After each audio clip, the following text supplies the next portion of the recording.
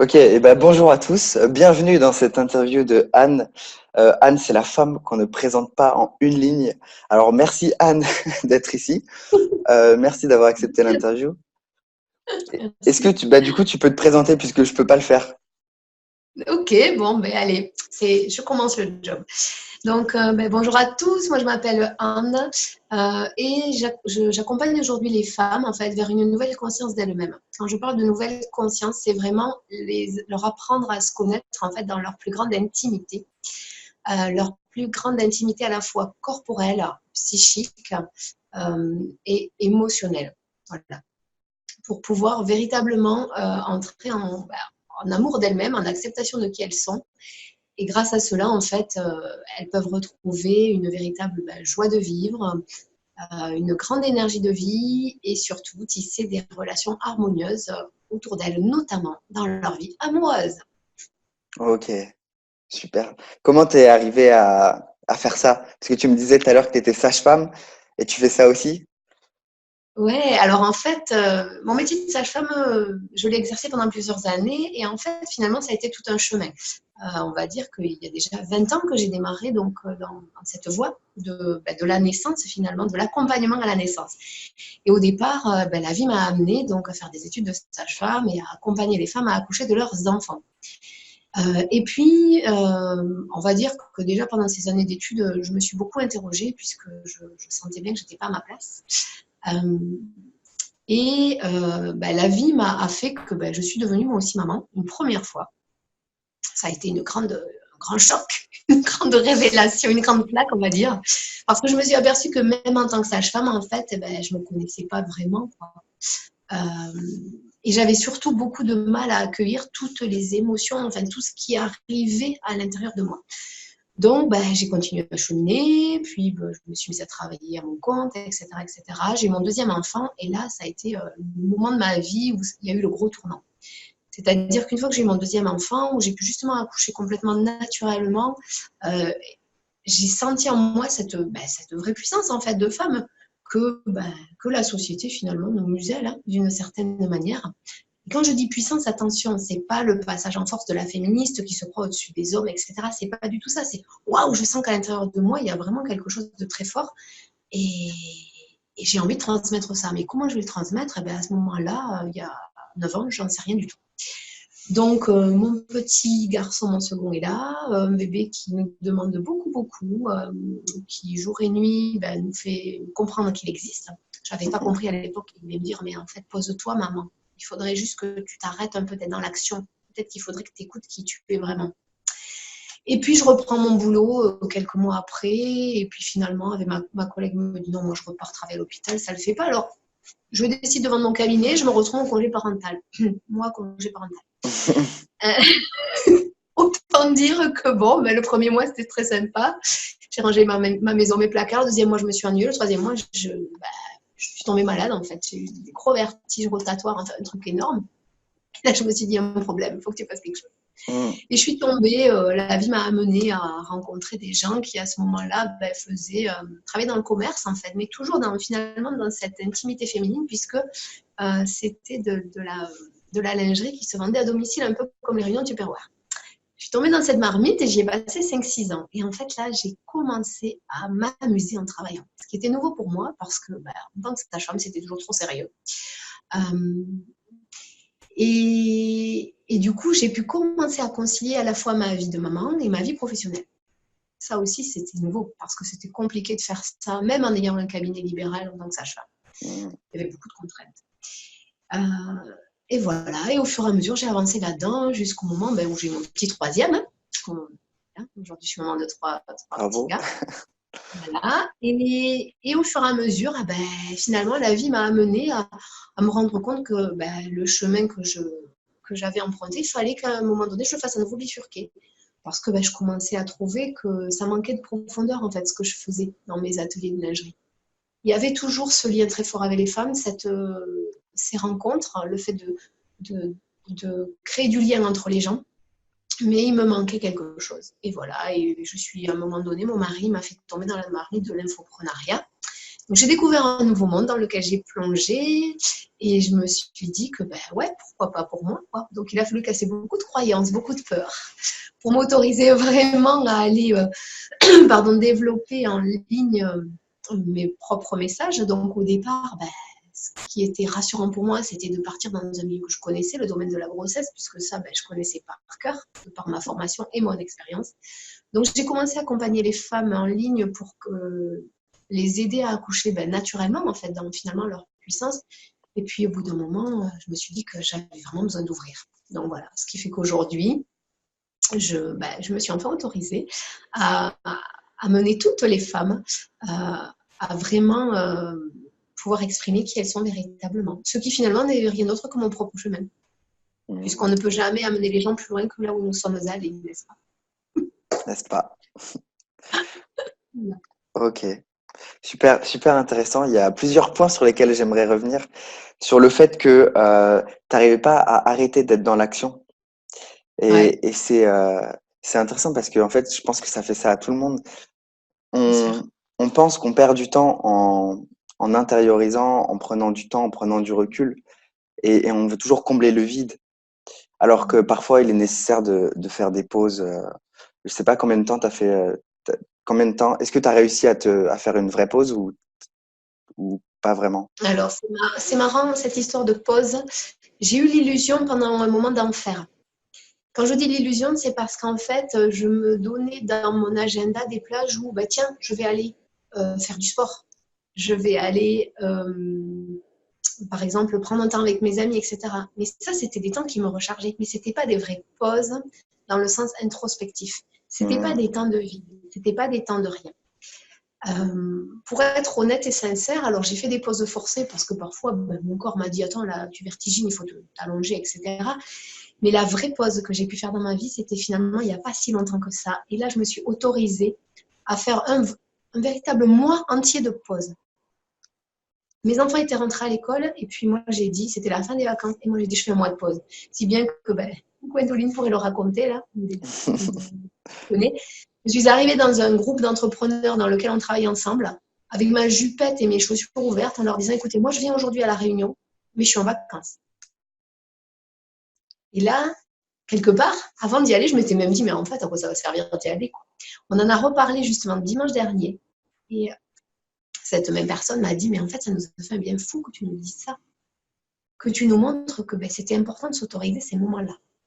Et là, quand je dis j'ai fait une pause, c'est-à-dire j'ai fait un reset. Je n'ai rien fait de mes journées. Alors quand je dis rien, je suis maman de 3 enfants, c'est un peu compliqué de rien faire du tout.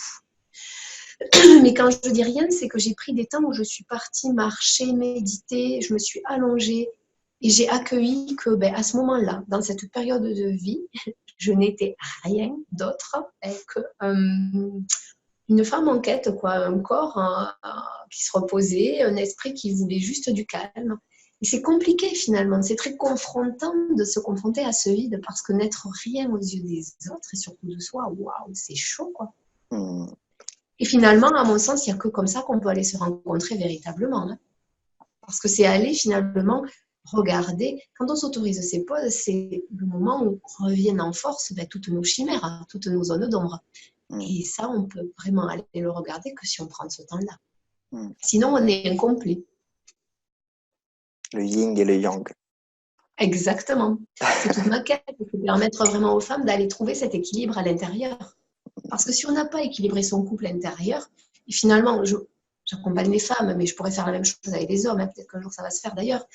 On a tous le même besoin de trouver cet équilibre à l'intérieur de nous pour pouvoir être dans notre pleine puissance. Seulement, on ne peut pas être dans sa pleine puissance tant que l'on n'a pas accueilli son féminin. Que l'on soit une femme ou que l'on soit un homme, c'est la même chose. Sinon, on passe toujours notre côté masculin en force. Donc, quand tu dis équilibre, qu'est-ce que tu entends exactement par équilibre? Équilibre, c'est, si je prends un exemple par exemple de ce côté féminin, c'est la douceur, l'accueil, l'empathie, etc. Mais le point, par exemple, si on est trop dans son côté féminin, on peut se retrouver dans un mode de vie où on est là et super, on est empathique, on écoute les émotions, les siennes, celles des autres, etc., etc. Mais il ne se passe rien en fait. Il n'y a pas de mouvement, on ne passe pas à l'action, on ne change rien dans notre vie, véritablement, concrètement. Euh, Par exemple, le déséquilibre côté masculin et que beaucoup de femmes ont parce que la société nous formate de cette manière-là. Moi, j'ai eu un comportement très, très yang pendant des années. On ne devient pas sage-femme si on est yin. Faut être sincère, hein, vu les études qu'on a eues, vu comment on a été formaté. On est dans l'action permanente dont on parlait tout à l'heure. On ne prend jamais de temps pour accueillir qui on est, pas de temps pour prendre du recul sur soi. Voilà. Et du coup, on passe toujours en force. Parce que par exemple, je me sens fatiguée, non, j'ai des choses à faire, je vais les faire. Au lieu de m'écouter, m'allonger 10 minutes, ou peut-être déléguer, parce qu'en fait, des fois, on peut tout à fait déléguer. On croit qu'on peut pas, mais là, c'est possible. Voilà, arrêter de tout vouloir tout gérer tout seul et être toujours dans l'action. Là, on est en déséquilibre aussi. Donc, l'équilibre, c'est finalement, je suis dans mon ouverture de cœur, je peux accueillir qui je suis, je peux accueillir que peut-être aujourd'hui, je suis triste, aujourd'hui, je suis joyeuse, aujourd'hui, je suis en colère, ok, je peux accueillir. Mais en même temps, à côté, je ne m'arrête pas de vivre, je suis aussi dans l'action. Mais parfois, justement, je sais aussi m'arrêter de cette action-là quand je sens que c'est trop pour moi. Voilà, je ne sais pas si c'est clair ce que je veux. Aussi à être à l'écoute de soi, en fait. Exactement. Totalement. Exactement. Pour moi, c'est la clé, en fait. C'est la clé fondamentale de bien vivre avec soi et du coup, de bien vivre avec l'autre. Mm. Parce que ça évite d'aller projeter sur l'autre des tas de choses qui viennent nous déranger à l'intérieur. Donc forcément, on évite les conflits. Et dans mon idéal, finalement, pour moi, ça a beaucoup plus de sens qu'amener les femmes à se rééquilibrer. C'est vraiment amener de la joie, de la paix, de l'amour dans ce monde, quoi. C'est vraiment ça. Parce qu'on ne peut pas imaginer la paix à l'extérieur si on n'est pas en paix à l'intérieur. Il ne faut pas rêver. Le monde n'est qu'une projection de ce que nous vivons. Et tu crois qu'on peut arrêter totalement les conflits avec les autres, en couple, etc. Moi, je vis quand même justement, j'organise des espaces aujourd'hui qui sont dédiés aux femmes, que ce soit au travers des cercles de femmes, ces fameuses tentes rouges, ou des journées comme j'ai animé dimanche dernier, des journées d'immersion, où vraiment euh, on se rend compte toutes qui sommes présentes que quand on crée des espaces de bienveillance, d'écoute empathique de l'autre et de non-jugement de l'autre, quand on est dans ce lieu, en général, c'est pas très compliqué de ne pas juger l'autre, mais surtout de non-jugement de soi, mais en fait, on repart ressourcé, rechargé et complètement en paix avec soi. Et du coup, quand on rentre à la maison, on l'expérimente tout, en fait. On est juste en amour de ce qui arrive. Donc pour moi, oui, c'est faisable. Mais par contre, effectivement, ça demande que Ça demande quoi? l'on s'y mette tous. Ouais, c'est clair. Et tu Après, disais... pardon. Ouais, vas-y. Et en fait, après, par exemple, dans le couple, pour transformer la relation, on dit que 1 plus 1 égale 3. Il suffit d'être un. Alors, il suffit d'être un parce que quand on change sa façon de se comporter dans le couple, forcément, on transforme le couple. Donc, Ouais. on n'est pas obligé d'attendre que l'autre change. Mais attention, on n'est pas non plus obligé de subir que l'autre ne change pas. Parce qu'on peut aussi se rendre compte qu'à un moment donné, on a des limites, même si nous, on souffre, etc. Et on peut aussi aller poser nos limites à l'autre. Mais on peut aller les lui poser autrement que dans la force. On peut aller les lui poser justement en lui exprimant à quel point pour nous, ce sont nos limites. Donc, il n'est plus coupable, il ne porte plus le poids de ce qui vient nous déranger. En fait, c'est être au clair avec soi, quoi. Ouais. Et l'exprimer de façon non violente à l'autre en étant vulnérable. Exactement, parce que finalement, la vulnérabilité, c'est la plus grande force de l'être humain. Mais on a toujours fait passer ça comme une faiblesse. Donc, moi, il me semble qu'il est temps, mais je suis absolument loin d'être la seule à apporter ce message, que l'être humain s'accepte dans sa plus grande vulnérabilité pour justement pouvoir sortir sa véritable puissance, quoi. Moi, le couple, je le vois comme une voiture, tu vois. Tous les 1000, 2000, 10 000 kilomètres, il y a une vidange à faire. On va réparer des pièces et puis pour rouler 10 000 kilomètres ensemble. Je le vois comme ça et je pense que effectivement, on projette beaucoup de nos attentes sur l'autre. Enfin, pas tous, hein, on peut faire des efforts, mais d'une manière générale. Et Alors qu'on est au final 100% responsable de nos besoins, en fait. Mais, pardon, c'est intéressant ce que tu dis dans le mot effort. On peut faire des efforts.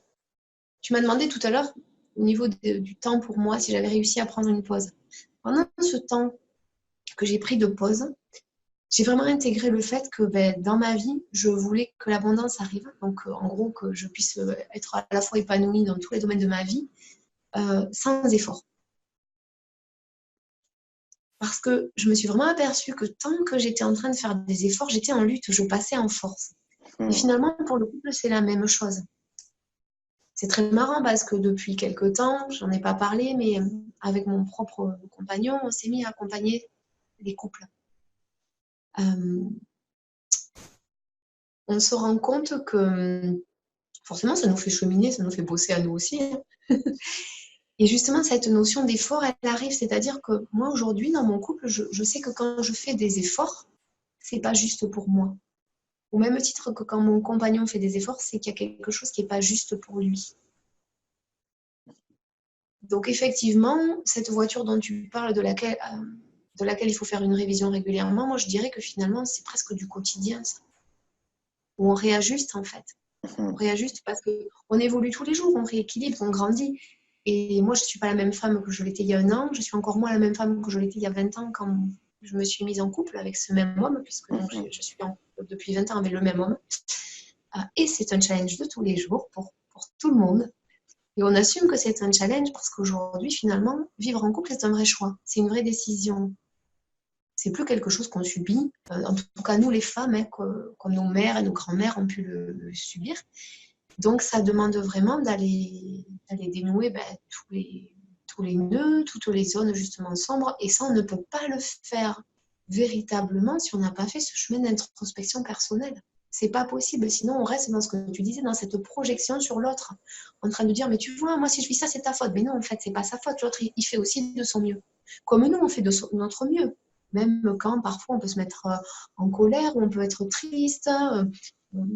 Mais ce qui est une évidence, c'est que voilà, si on veut véritablement créer ce couple extérieur harmonieux, il faut d'abord aller le créer dedans, quoi. Hmm. Exact. Ok. Euh, Super intéressant. Je vais revenir sur un autre point qui m'a marqué de ce que tu as dit. Tu as dit, il a fallu casser des croyances, j'avais beaucoup de peur avant de me lancer en ligne.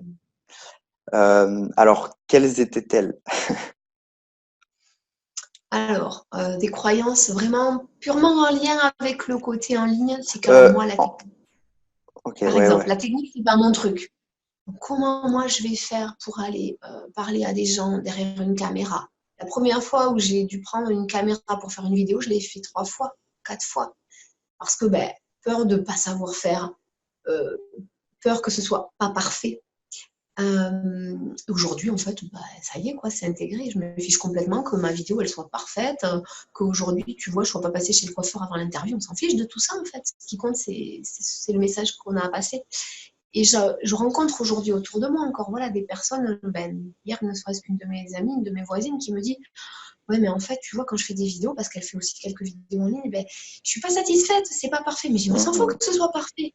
Ce qui compte, c'est que les gens qui t'écoutent, ils entendent le message que tu as à leur passer. J'avais peur que ça n'intéresse pas ce que je racontais. J'avais peur de sortir de la norme, encore plus, parce que c'est compliqué d'être différent dans un système où tout le monde veut qu'on soit tous pareils. Donc voilà, et après, au-delà de ça, j'avais des croyances personnelles, des blocages. Moi, je viens d'une famille où j'ai entendu pendant toute mon enfance que le travail rendait malade, quoi. Alors, ok, j'avais goûté un peu à la joie de m'amuser en train de vendre de la lingerie, mais est-ce que je vais pouvoir vraiment prendre du plaisir à travailler en ligne, à travailler en fait, c'est juste génial, quoi. Je me suis retrouvée à accompagner une femme qui habite au Burkina Faso. Ça aurait été Énorme. possible si j'étais pas allée derrière ma caméra. Mhm. Voilà. Euh, L'année dernière, on a organisé un séminaire avec 2 de mes copines. Ça a été pareil. Il a fallu que je travaille sur mes peurs, la peur de parler en public, euh, d'oser exposer mon message. Enfin, c'est vrai que travailler comme ça, c'est un travail sur soi quotidien, quoi. Et c'est pas fini. C'est pas fini. La peur de me dire, mais en fait, est-ce que je peux être maman? Est-ce que je peux être une bonne professionnelle? Est-ce que je peux être une épouse en même temps? Mais en fait, ben, oui, en fait, je veux. De toute façon, j'ai besoin de tout pour être complète. Donc, je me donne plus le choix, quoi. Et puis aujourd'hui, ouais, je crois que ça peut être intéressant de passer ça comme message. Des peurs, j'en ai et j'en aurai toujours, en fait. Mais la peur, elle ne m'arrête plus. Mm.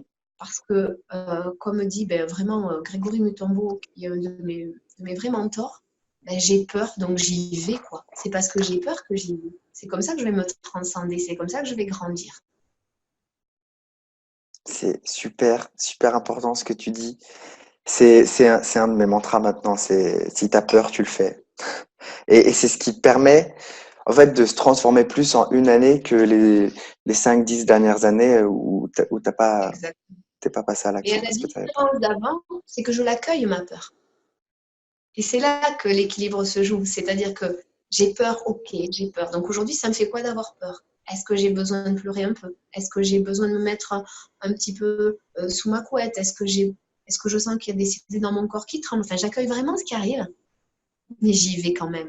Du coup, j'accueille mon féminin, mais je reste aussi dans mon masculin. Je passe en mode action, quoi. Et grâce à ça, ben, je vois que ben, j'avance, j'évolue, je progresse. Du coup, je suis de plus en plus fière de moi, je prends confiance en moi. Parce que c'est aussi parce qu'on obtient dans la vie du bonheur.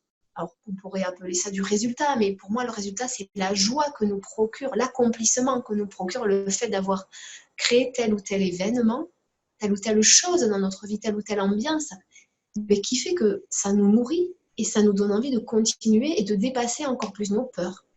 Là, je fais une généralité parce que je suis convaincue qu'on est tous câblés de la même manière, hein, pour ça. Le business et ce qu'on fait au quotidien, en fait, ça doit être un moyen pour avoir plus de joie. Et souvent, on a tendance à faire l'inverse et à se sentir mal parce qu'on n'a pas les résultats qu'on veut. Et Exactement. on confond tout, enfin, on mélange, en fait, tu vois.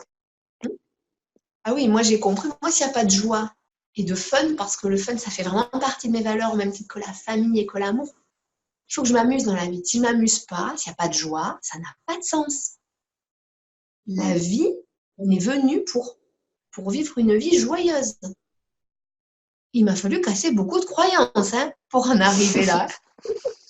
Ça ne s'est pas fait comme ça. Hein. Mm. C'est important de le rappeler parce que souvent les gens ne te voient qu'une fois que ça y est, tu es dans cet état de joie, de liesse, ok. Mais non, pour arriver là, ça a demandé vraiment du boulot, mais pas du boulot en mode action, allez, je tape avec ma hache pour fendre le bois. Non, c'était vraiment.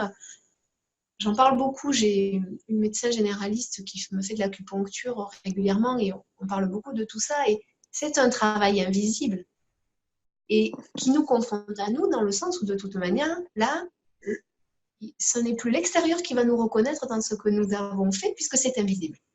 Mhm. Donc, ça demande de se reconnaître soi-même.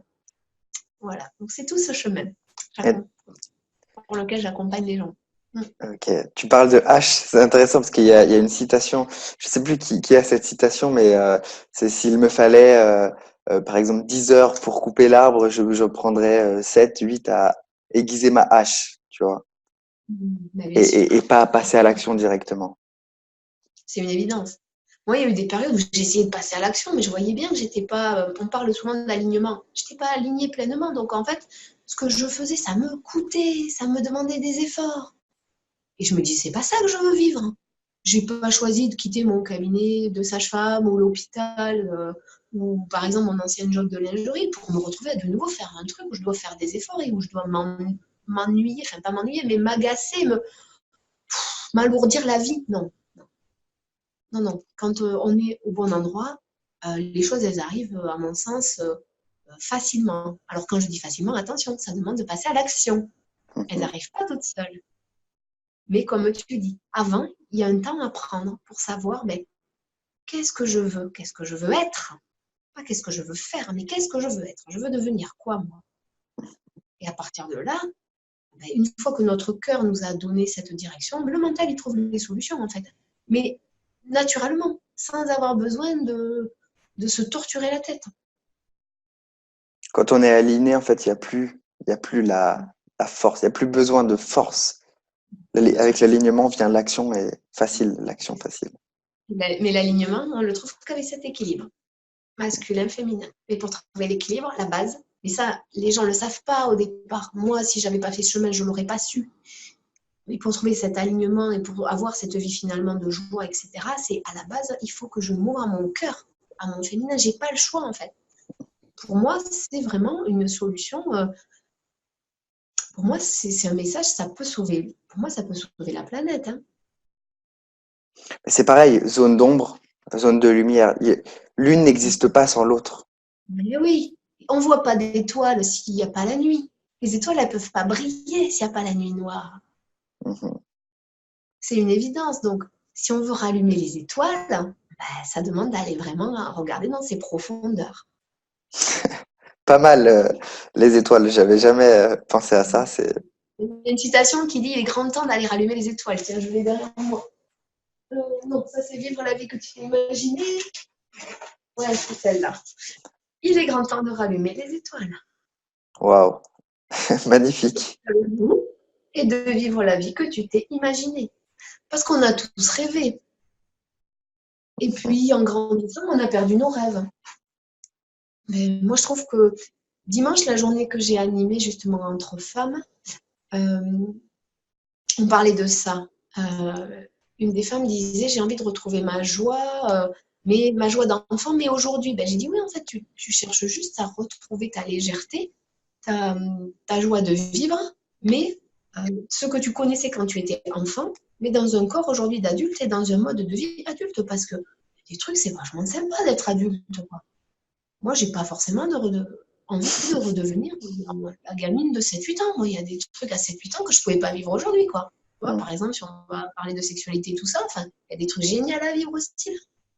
Mais c'est pareil, il faut aussi aller se rencontrer, se connaître, se comprendre. Et voilà. Donc, je suis convaincue que le monde a besoin de tout ça. Et pour pouvoir aller se rencontrer, il faut déjà savoir qui on est, comment on fonctionne. Et tu parlais de tout à l'heure, tu parlais tout à l'heure de comment t'arrivais mieux à gérer tes enfants, ton business, ta vie, etc. Comment alors est-ce que tu t'y prends? Comment tu gères tout ça? Comment je gère? En fait, aujourd'hui, je donne des temps à chaque chose, globalement. Ça m'évite d'avoir le cerveau complètement pollué. C'est-à-dire que, par exemple, le week-end, je ne travaille pas. Sauf si, par exemple, comme dimanche, j'avais organisé une journée. Mais le week-end, je suis en mode famille. Le matin, quand je pose mes enfants à l'école, c'est une journée pour moi. Mais dans cette journée pour moi, je ne passe pas ma journée entière à travailler. Et par exemple, le lundi matin, de telle heure à telle heure, je vais au yoga. Puis je rentre et puis là, j'ai une séance de coaching. Et puis là, je sais que j'ai un temps où je vais pouvoir créer. Alors, moi, ça passe sous forme, par exemple, expressive, où je vais écrire des emails qui ressemblent à des articles, etc., etc. Je vais créer justement ces journées, où je vais créer, travailler sur mon futur programme en ligne. Et puis, à 17h, je sais que c'est fini. Mes enfants rentrent. Là, je passe un temps avec eux. Et puis, pour prendre ma journée du lundi, à 19h10, la babysitter arrive et je vais faire ma séance de Zumba. Et ça, c'est un temps pour moi, de recharge. Un soir par semaine, j'ai un temps de couple qui est dédié. Voilà, au mieux que je peux, en fait, je sectorise. Ouais, tu compartimentes. Je compartimente, voilà. Alors, je ne dis pas, des fois, il y a des urgences et c'est. Voilà. Les compartiments ont tendance à aller les uns sur les autres. Mais effectivement, de pouvoir compartimenter, j'ai remarqué que ça évite de me prendre autant la tête. Mais ça, c'est une technique. Et comme toute technique, quand on l'applique, elle fonctionne. Mais je me suis rendu compte que pendant longtemps, j'ai eu du mal à l'appliquer. Et aujourd'hui, j'ai compris pourquoi. J'ai du mal à l'appliquer parce qu'en fait, je n'étais pas alignée en fait, avec ce que je faisais. Et tant que j'avais pas, tant que j'étais pas alignée, je pouvais apprendre toutes les techniques de la Terre. Ça tenait 3 jours. Toujours ça. Voilà. Parce que c'était de la motivation, mais ça venait pas de l'intérieur. Ça venait de l'extérieur. C'est ce que je dis souvent à mes clients. Si si tu cherches une motivation qui vient de l'extérieur de toi, c'est que tu fais pas la bonne chose. C'est que c'est pas le bon projet. C'est que tu le veux pas vraiment. Moi, ça m'insupporte, ça. Le fait de chercher la motivation à l'extérieur de soi. Parce que je vois la motivation comme une jauge. Comme, tu vois, le boost dans les jeux vidéo. Les jeux vidéo de voiture, il y a le boost. Et quand tu utilises le boost, tu vas vite à fond pendant un temps. Et après, une fois que ce Ouais. boost s'arrête, bon, bah voilà, il n'y a plus rien. En fait, c'est cette fameuse phase maniaque. Et après, c'est la chute. Tu sais, ça Ouais. fait un peu le truc cyclotimique, quoi. C'est ça, parce qu'il n'y a pas le vrai pourquoi. Euh, Moi, aujourd'hui, mon pourquoi, bah, il est fort. C'est que moi, je sais que j'ai besoin d'exprimer au monde véritablement mes messages parce que ça me permet d'exprimer qui je suis. Et, euh, et grâce à ça, ça me permet d'avoir une vie de famille équilibrée, une vie amoureuse équilibrée.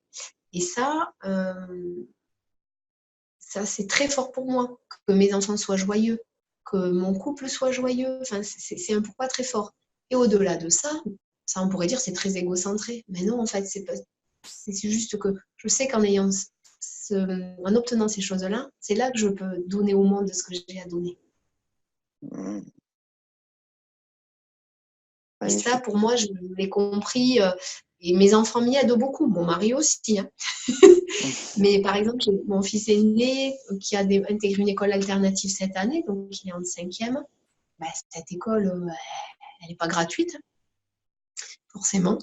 Mais quand je vois les bienfaits que ça a sur lui et par répercussion sur la vie de toute la famille, mais je me dis que ça, j'ai envie de continuer à le lui offrir. Ça, pour moi, c'est essentiel, quoi. C'est essentiel et on a envie aussi de pouvoir l'offrir à nos autres enfants. Donc, ça donne aussi un pourquoi dans le sens de développer l'entreprise. C'est sûr. Les enfants, c'est une source de motivation inépuisable.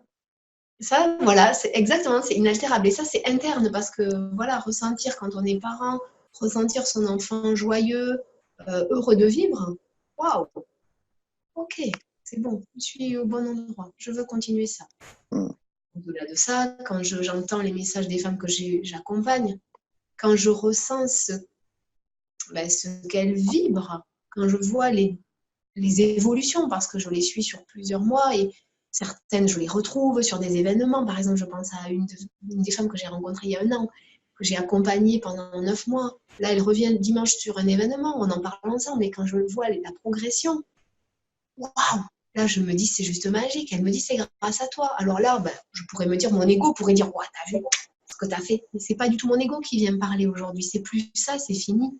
C'est vraiment, dans mon cœur, il y a comment dire, ça s'ouvre encore plus en me disant, mais ok, t'as pu la guider comme ça, donc allez, continue, quoi. Va guider d'autres gens parce que ça, t'es à ta place. Et c'est sans effort, ça, en fait. C'est sans effort. Mm. Et je me nourris plus, mon ego se nourrit plus de ça. Ok, je vois qu'il y a du résultat, donc forcément, ça m'a donné confiance au départ. Mais maintenant, c'est bon, quoi. Ce qui me nourrit, moi, c'est de voir que l'autre va bien et que l'autre est gai et joyeux. Mm. Ouais. Moi, personnellement, quand je suis dans l'ego, c'est dans la tête que je suis content, alors que quand c'est autrement, c'est dans le cœur, je ressens une chaleur, tu vois, dans le cœur. Ah oui, oui, c'est vraiment, et tu sens vraiment que tu es en amour de ce qu'est l'autre, quoi. C'est vraiment quelque chose, tu es tellement ravi de pouvoir partager ça avec l'autre. Mm. Parce que moi, j'ai remarqué que finalement, dans notre société, quand tu es trop joyeux, ça dérange. Hein. Ouais.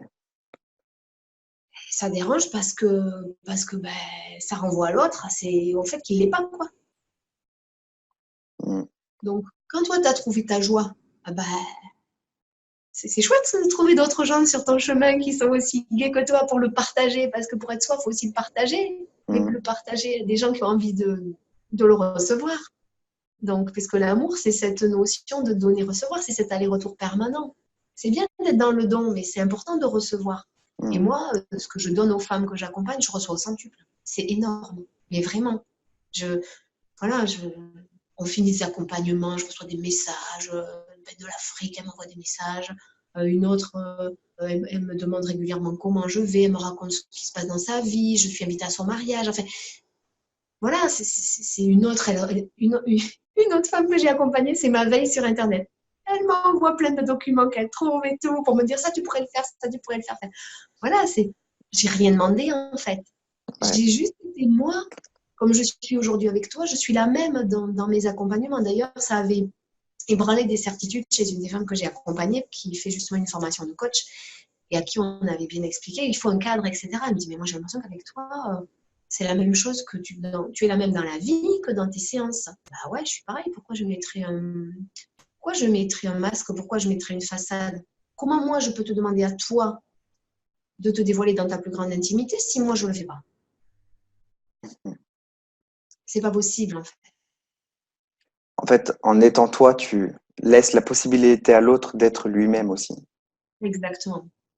Et ça a été du boulot pour m'autoriser à être pleinement moi. Parce que je pense qu'il y a certaines années, ça m'aurait valu l'échafaud. Ces fameuses sorcières qu'on brûlait à l'époque, c'est un peu ça quand même. C'est Donc clair. bon, c'est cool. On est en 2020, bientôt on ne brûle plus, en tout cas en France. Ouais. Est-ce que tu peux nous parler de tes immersions, de ce que tu fais? Tu parlais du dimanche, etc. Tu peux nous en parler? Oui, alors ces journées d'immersion, ben, c'est des journées entre femmes qui risquent de basculer sur des week-ends, peut-être en 2020, je pense d'ici la fin d'année 2020, qui sont vraiment des bulles de ressources, hein, où bah, les femmes viennent se retrouver entre elles pour bah, toujours la même chose, hein, apprendre au travers. Alors, il y a à la fois des enseignements, par exemple, le dimanche, on a fait un atelier d'enseignement sur le cycle menstruel et surtout comment apprendre à optimiser, organiser sa vie autour de son cycle menstruel, qui est un véritable guide interne pour les femmes. Voilà, des exercices où on retravaille sur l'énergie de vie, la sexualité, des rituels aussi pour vraiment apprendre à dépasser certains événements du passé. La semaine dernière, on a travaillé sur le fait d'arriver à tomber les masques, justement. Mais le masque pour être véritablement soi. On a travaillé sur le fait d'aller exprimer sa voix. Voilà, par l'intervention justement d'une coach vocale qui était là. Voilà, c'est vraiment des bulles de ressources et de retour à soi. C'est des pauses, c'est des véritables pauses qui permettent aux femmes de se retrouver dans ce fameux être dont on parlait tout à l'heure. Arrêter d'être dans ce faire et surtout pouvoir être dans l'accueil de ce qui vient et de qui elles sont vraiment. Quoi. Toujours la même chose, aller en sortant de là, c'est de la joie, c'est de la gaieté, c'est de l'amour de soi, c'est de l'amour de l'autre, c'est vraiment ce qu'elles ressentent. Quoi. Donc moi, je sais le processus, hein, je sais par quel mécanisme je veux les amener à ça et pourquoi je veux les amener à ça. La plupart n'ont pas au départ conscience en fait de ce besoin-là. Mais voilà, le but c'est vraiment de les amener à s'aligner et à aller ouvrir leur cœur. Mais de quoi elles ont conscience? Pourquoi elles viennent alors? Alors elles peuvent venir parce que elles se sentent peut-être trop fatiguées dans leur vie, épuisées. Tu sais, elles ont la sensation de ne jamais arriver à se reposer.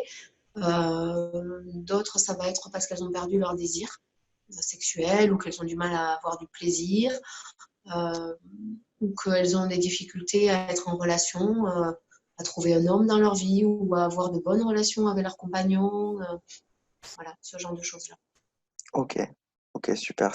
Donc il y a combien de personnes en général? Dans mes journées, c'est des petits groupes. J'accueille maximum 8 femmes Ok. pour rester dans quelque chose d'intime. Et c'est sur Toulouse. Oui, enfin, juste à côté. Moi, j'habite une ville Ok, limitrophe. ok, super. Et bah Anne, merci pour cette interview, pour ces réponses super riches qui vont aider plein de gens. Eh ben, avec Où plaisir. où est-ce ces personnes peuvent te retrouver s'ils veulent aller plus loin, en savoir plus, venir à tes immersions, etc. Alors, actuellement, on me retrouve sur ma page Facebook, qui est Anne Rivière-infiniment féminin. Et j'ai mon site qui devrait arriver début d'année 2020. Ok, mais de toute façon, je mettrai le lien. de, Le lien, ouais, de tout ta à fait. page. Et, et voilà. Et ben, merci à tous d'avoir regardé cette interview. N'hésitez pas à nous mettre en commentaire ce que vous en avez pensé, des questions, des retours. On n'hésitera pas à vous répondre, ça nous fera plaisir. Ouais. Et à partager aussi cette interview à une personne qui pourrait en avoir besoin. On a abordé plein de sujets. S'il y a juste un passage qui peut changer la vie ou le regard qu'une personne porte sur sa vie, sur elle-même ou sur le monde, bah, allez-y, faites-le, n'hésitez pas. Merci beaucoup et je te souhaite une bonne après-midi. Merci, toi aussi.